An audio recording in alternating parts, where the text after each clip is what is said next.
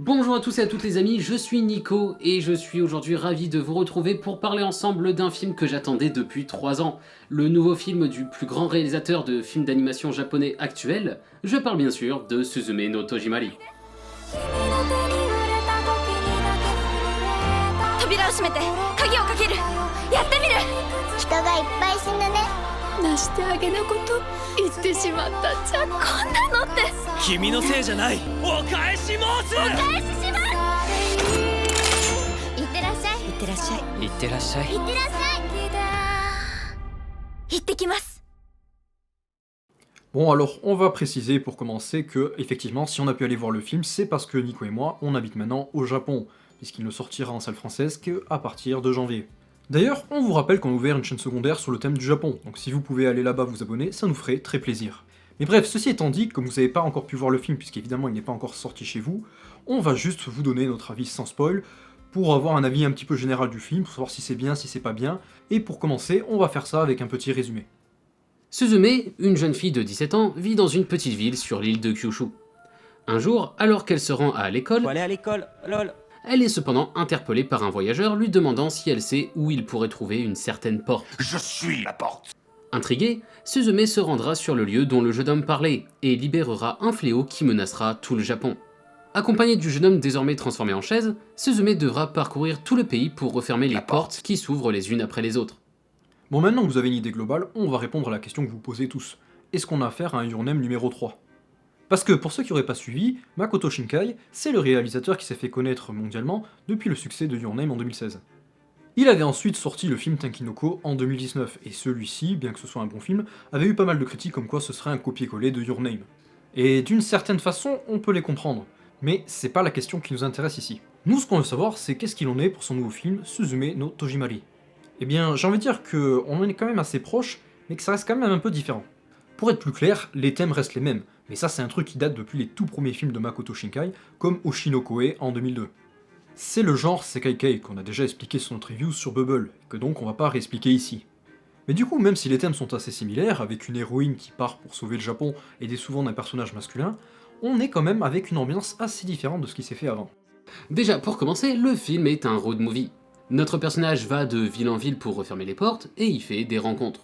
L'usage de la magie est aussi plus présent que d'habitude. Enfin, même l'ambiance globale fait plus sombre et apocalyptique. Il faut dire que l'idée de ce film est venue à Shinkai suite à l'épidémie que vous connaissez tous et qui avait transformé des villes d'habitude bondées en endroits complètement déserts. Il a même précisé au cours d'une interview qu'il avait même longuement réfléchi à ce que ses personnages portent des masques durant le film, mais que l'idée n'avait au final pas été retenue. D'une certaine façon, le film m'a semblé être plus dans une vibe Ghibli, voire Disney parfois, que ses films précédents. Mais pour expliquer pourquoi, faudrait que j'aille dans le spoiler, donc je vais rien dire de plus à ce sujet. Après, je tiens à rassurer ceux qui s'y connaissent le mieux, c'est ici bien mieux géré que dans le dernier film où il avait tenté de faire une vibe Ghibli, c'est-à-dire Voyage vers Agartha, et pour lequel le résultat avait été plutôt mauvais. Enfin, contrairement aux deux derniers films, c'est-à-dire Your Name et Tenkinoko, les deux personnages ici ne sont pas dans une relation amoureuse. Shinkai l'a bien précisé, il n'a pas vocation à raconter une histoire d'amour dans ce film. Et puis bon, le fait que le personnage masculin soit 90% du temps sous la forme d'une chaise, c'est vrai que ça aide peut-être pas non plus à faire une histoire d'amour. Bon, puisqu'on est sur le sujet, parlons-en. Un personnage chaise, c'est vrai que quand j'ai vu ça pour la première fois, j'ai pas bien compris le concept.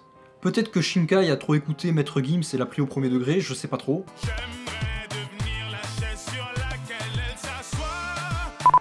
En tout cas, c'était une idée originale, et pas particulièrement dérangeante, qui a forcé Suzume à endosser le rôle du personnage principal, alors que celui-ci aurait dû normalement revenir au protagoniste masculin. D'ailleurs, de manière assez impressionnante, on arrive très bien à comprendre son langage corporel, alors qu'il parle pas, tu vois. C'est le principe du langage corporel. D'ailleurs, de manière assez impressionnante, on arrive à bien comprendre ses émotions, ainsi que son langage corporel, alors qu'il s'agit d'une chaise. Ce qui a dû demander un énorme travail pour les animateurs pour ce rendu. Mais maintenant qu'on a dit ça, il s'agirait de donner notre avis global sur le film. Chacun aura sa façon de voir les choses, mais je le trouve personnellement inférieur à Your Name et Tenkinoko. Il y a pas mal de raisons à ça, donc on va les aborder une par une. Déjà, truc très important, j'ai pas eu de gros moments émotionnels devant. Tous les films précédents avaient des scènes vraiment marquantes qui pouvaient vous faire lâcher une petite larme. Dans Your Name, on avait le moment où Mitsuha tombe et regarde sa main pour découvrir la déclaration d'amour de Taki. Dans Tenkinoko, on avait le moment de la disparition de Hina. Ici, il y a des scènes censées jouer le même rôle, mais j'ai personnellement trouvé qu'elles marchaient pas vraiment. Un peu pareil sur les scènes impressionnantes. Dans Your Name, on a la scène où Taki découvre le cratère, accompagné d'un bruit assourdissant pour montrer le choc ressenti par le personnage devant ce qu'il voit. Dans Tenkinoko, on avait cette scène quand les personnages tombent du ciel en se tenant la main, avec la musique absolument magnifique qui était balancée à fond.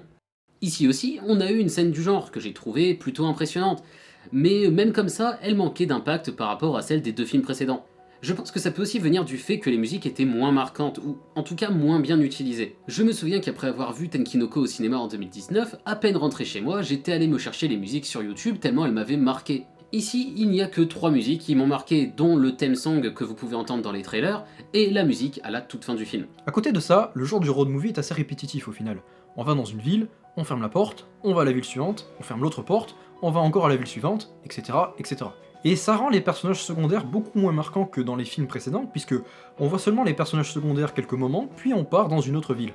On manque de personnages marquants comme la sœur de Mitsuha dans Your Name, ou le frère de Hina dans Tenkinoko, qui permettait de très bonnes scènes comiques. Ou même d'autres plus développés avec une vraie histoire comme Suga. Après, on peut sembler très négatif, mais c'est aussi parce qu'on avait beaucoup d'attentes pour le film, et qu'on soit bien clair, on l'a beaucoup apprécié. Si on le compare non pas aux autres films de Shinkai, mais à ceux d'autres réalisateurs, comme Osoda par exemple, ou même à ceux de réalisateurs inconnus, il est très largement au-dessus, même d'autres films très populaires comme Belle par exemple. Parce que pour rappel, Shinkai c'est quand même le mec qui vous propose la plus belle animation de l'époque, avec des plans absolument magnifiques, et ça bouge pas, vous l'aurez encore ici. Le genre du Sekai-kei est d'ailleurs lui aussi un genre au final assez unique, à part Shinkai, il y a très peu de personnes qui font ce genre de film, à part peut-être Bubble effectivement récemment. Et enfin, sa collaboration avec le groupe Radwimps pour créer une musique qui colle parfaitement aux scènes permet une immersion qu'on trouve rarement ailleurs. À côté de ça, le film est toujours ponctué de petits moments comiques qui sont très efficaces et m'ont fait rire à plusieurs reprises. Et pour appuyer le fait que ce n'est pas un échec, en tout cas pas commercialement, le film est déjà en train d'exploser absolument tous les records au box-office japonais. Je conclurai simplement en disant qu'avec ce film, Shinkai continue à s'imposer comme un maître dans l'art de vendre aux petits comme aux grands, et ne semble pas vouloir changer de direction pour l'instant. Il a clairement pris la place de Ghibli depuis quelques années, et n'étant pas du tout un fan de Miyazaki, c'est pour moi une très bonne chose. Au fond de moi, je continue d'espérer qu'il finira par se lasser d'écrire le même genre d'histoire, et décidera de proposer quelque chose de plus sombre dans ses prochains films. Mais bon, vu le succès pas possible qu'il obtient avec sa formule actuelle, il est bien possible que ça n'arrive jamais, et au final, c'est peut-être pour le mieux. Et sur ces mots, on en a fini avec cette vidéo. On aurait bien voulu parler du film plus en profondeur, mais comme c'est impossible ici, peut-être qu'on le fera dans une autre vidéo au moment où ça sortira en Europe. En tout cas, merci d'avoir regardé la vidéo jusqu'au bout, on espère qu'elle vous aura plu. Si c'est le cas, n'hésitez pas à lâcher le petit abonnement et le petit pouce bleu, ça fait toujours plaisir. Et sur ces mots, on vous laisse et on se retrouve très bientôt pour la prochaine vidéo.